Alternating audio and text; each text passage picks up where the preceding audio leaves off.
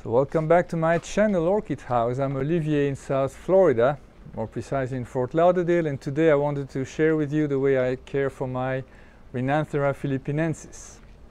So that's a species. There's not that many species in that small genus. I believe there's around like 20. And you have two types, a smaller type that needs less light, and then the big type, the large plants like this one, that need higher light. I'm not 100% sure of why this one is so happy, because it's typically a plant that's tough to bloom. Many of them, they need to top off their mount. This one doesn't really have a mount. They also typically need very high light, and here in South Florida, full sun is fine. Now I have two hybrids that should be easier to grow because they are hybrids, and they are not. One of them is 5 years old and never bloomed, although it gets full sun. So this one actually gets filtered light the entire day.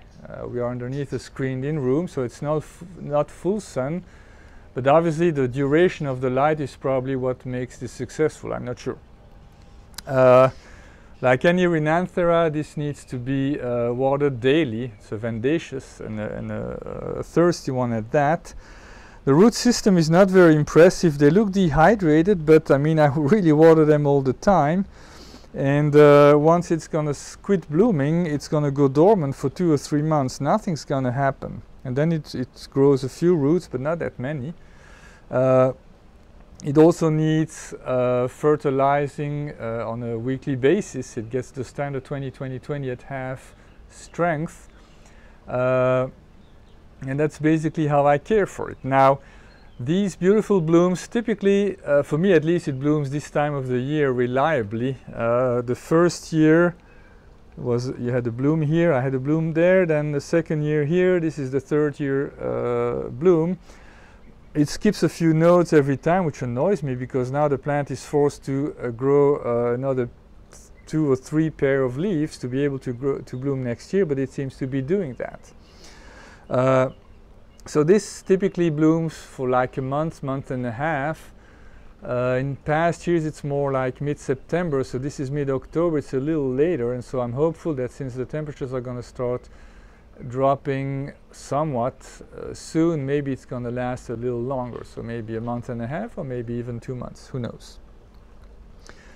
This is a cultivar called Scarlet Beauty.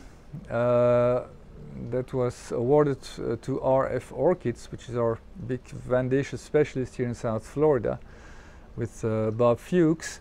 The awarded plant had 46 flowers and 27 buds, so this is going to have like approximately 35 flowers once all the buds open.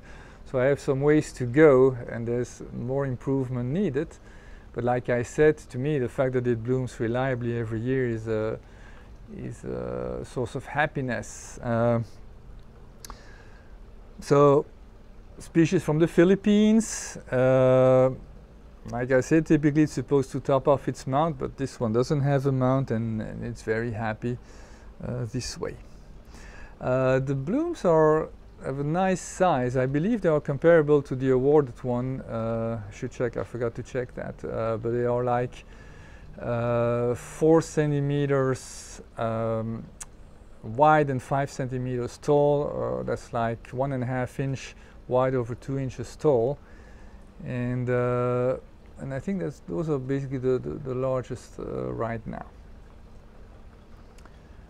So thank you very much for joining. You're welcome to peruse my channel. I try to post, I won't say on a regular basis, but I'll try to do better in the future. Have a great day. Thank you so much.